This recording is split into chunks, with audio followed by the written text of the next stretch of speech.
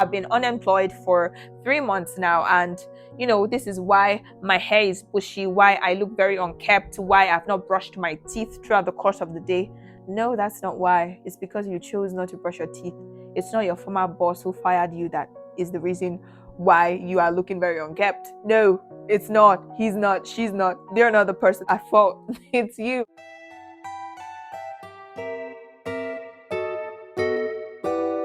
Have you ever been in that situation where you just feel like whatever it is that is happening to you in life is not your fault? Like, it just is not your fault. It's someone else's fault. It's not my fault that I do not have money in my bank account. It's the economy. The economy is so bad. It's not my fault that I'm so reactive and I get angry easily. Well, I didn't exactly have parents that were emotionally stable. It's not my fault that, I push people away in relationships. I add distant parents. And so I really do not know how to reciprocate and show love to other people. It's not my fault I am this way. Okay, I did not make myself this way. If you've ever caught yourself making that narrative, well, I actually used to do that. I used to blame other people for the problems that I encountered in life. And I would be like, oh, if only I had a more supportive dad, or if only I was not born in this country, or if only maybe I wasn't, black. Sometimes I say these things, if only maybe I was in another part of the continent with another race, maybe my life would be so much better. Maybe I wouldn't have to struggle so much. Oh, I just used to say, oh, if I had better childhood, maybe my adulthood wouldn't look as rough as it looks currently. I used to do this and I did not realize how much power I was giving away to other conditions, other circumstances that were truthfully beyond my control. And if you actually fall under this category, I did not know that what I was doing was actually very terrible until I read this book, The 7 Habits of Highly Effective People. It's not actually a current book, and I'm pretty sure if you're like a genius, you should have read it. And I'm not saying that if you've not read it, you're not a genius, but I started reading this book and I read the first habit, which is be proactive.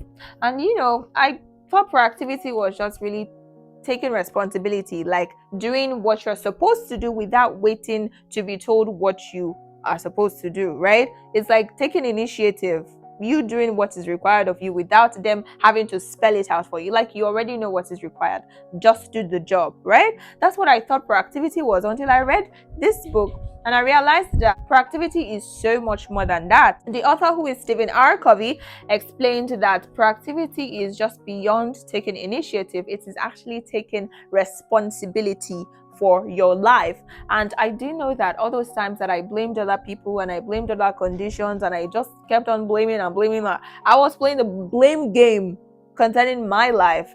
I do know that I was giving so much power away and I was being reactive instead of being proactive. Now, being proactive, like I said, you take responsibility for your life. You acknowledge the conditions that are currently surrounding you, but you do not let that define how your life would turn out. He talked about Viktor Frankl. If you know Viktor Frankl, you are like a scientist. You are amazing. Viktor Frankl is the author of Man's Search for Meaning. I have not read the book, to be very honest. It's just this year I started reading books, so we'll get there. Viktor Frankl is the author of Man's Search for Meaning, and in his book he said that between the stimuli and also the response that you give to that stimuli, there is a freedom to choose. So most times we just react. We just, something happens, maybe someone hurts us and we just react immediately. We do not give ourselves space to think of how we are going to respond, how we are going to show up in that situation. We are just always very reactive. And he said something that I've probably heard someone mention it, but I did not pay too much attention until I read it again in this book. And he said that, circumstances, conditions happen to us. Like, this is life. Things are going to happen, right? Life is not just static. Life is not just, one thing happens throughout. Life is a mixture of different experiences, good, bad, ugly, the ones that you don't even know why it's happening to you, but it's just happening and it feels like the whole world is against you. Yes, that is life. Right? Life happens to us, yes, but what shapes our lives more is not necessarily what happened to us, but how we respond to it. So, for example, now for example, now someone can lose their job, right? And instead of them just relaxing and complaining and ranting about how annoying their boss is or how frustrated they are with the economy, they can decide that, okay, yes, it's true. I admit I just lost my job. The economy is not that great, but then what can I do to still make a living? What can I do to make ends meet? That is what a proactive person would say, or how a proactive person would think, instead of them deciding that, oh my God, my life is in a shambles. I've been unemployed for 3 months now, and this is why my hair is bushy, why I look very unkempt, why I've not brushed my teeth throughout the course of the day. No, that's not why. It's because you chose not to brush your teeth. It's not your former boss who fired you that is the reason why you are looking very unkempt. No, it's not. He's not. She's not. They're not the person that at fault. It's you. Basically, what he was trying to pass across is that how you respond to life situations or life circumstances or life conditions determines how your life would look like beyond what exactly it is that happened to you. I started this video talking about how I used to blame a whole lot of, conditions beyond my control. I used to blame my childhood. I used to blame my absent father. I used to blame the economy of the country I was born into. I was like, oh Lord, yeah, at least, okay, fine. I'm an African. I was born in Nigeria. You should have just put me in, the family of someone like Dangote or Otedola. I would not have to stress. If you don't know those people, you should definitely know them. They are beyond Africa, right? And I'm like, you could have put me in one of their families, or maybe should have been related to someone like Vusi Tembekwayo. My life would not be like this. It was until I read this book that I realized that, okay, yes, those feelings are actually real, but I have been waiting for a past that would never change to change so I could decide my future. And that is just never going to happen. If I'm waiting for a past that can never change to all of a sudden change so I can have a better future, my life would be miserable, sincerely. And I never knew that till I read this book.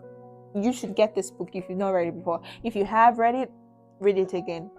Now I admit that my childhood was my childhood. My environment is my environment. I am still in Nigeria. The economy is not that great, yes, but I am still here. There's nothing I can do to change that until I have decided that I am no longer giving so much power to my past or to circumstances beyond my control. And now I am choosing how I would show up in today's world, because adulthood is not necessarily about just your past matters. Yes, your past explains you, but your past does not define you.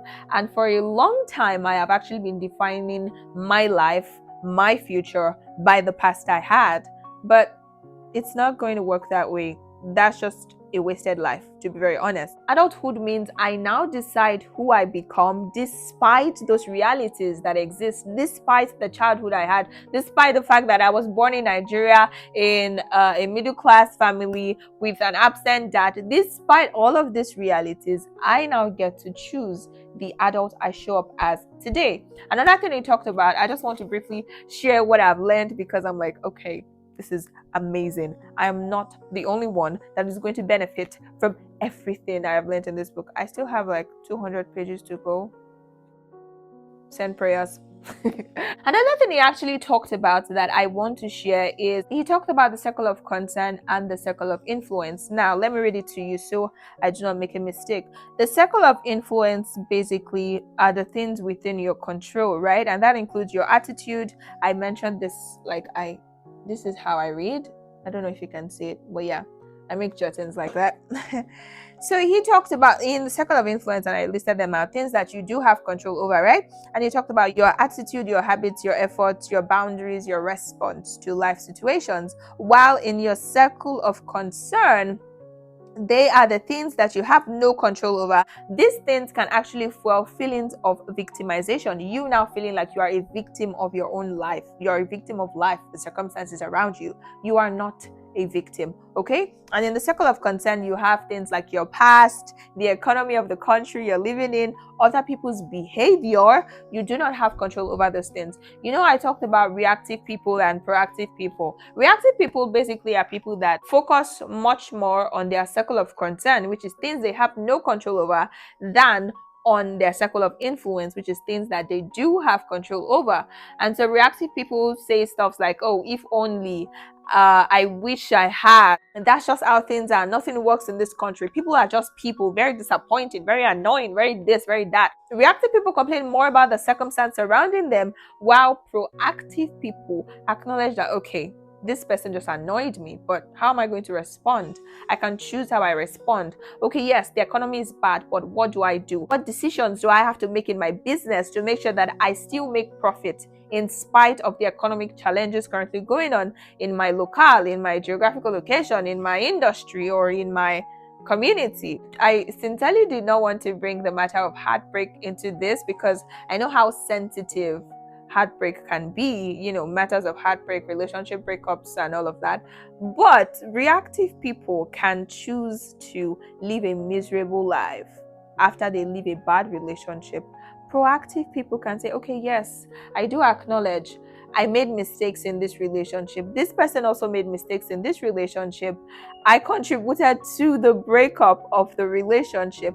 However, I am not going to let this define my whole love life. Now I choose to improve on myself. I choose to show up differently in my relationship so I can be a better person and have a better life partner this time. So yeah, even down to the matter of relationships, you can either be reactive or proactive. I'm so glad that the author gave an example of someone in the Bible, and that's Joseph.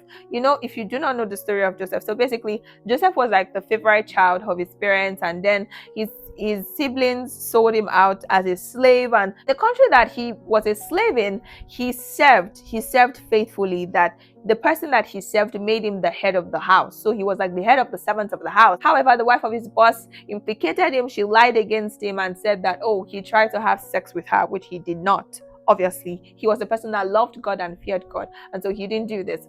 And then he's sent to prison for a crime he did not commit.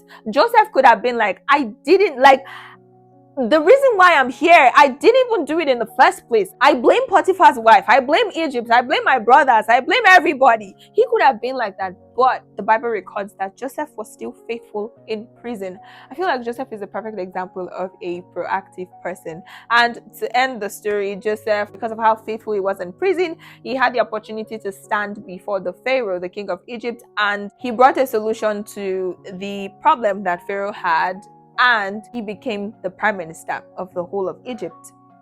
And so if he was not faithful, or if he chose to blame his brothers, if he chose to blame Potiphar's wife, if he chose to blame all of these people, he never would have been faithful where he found himself. So this is me telling you that no matter what, life is going to happen, okay? There are going to be difficulties, there are going to be challenges, but do not settle, do not stay there. Acknowledge that, okay, yes, this is a challenge, but how can I go from point A to point B? How do I intentionally now make this decision that I do not want the rest of my life to be like this? I do not want the generation that come after me to now start battling with something that I could have settled while I was alive. Do you understand? Yes. Thank you so much for watching this video. Remember what I said, your past explains you, your past does not define you. You 100% have a choice of how your life is going to turn out and how your future is going to be. So do not give that power to a circumstance or to someone else or to something else. All right, I trust you, I believe in you. I am looking forward to you sharing stories of how years to come. Now you come under this video, you comment and say, oh, this thing helped me. Yeah, if you enjoyed this video, give it a like, give it a thumbs up, share it with your friends, share it with whoever you think needs it, and I would see you next week, Saturday. Remember, you can make a choice. All right, you do not have to react, and I will see you next week, Saturday. Bye.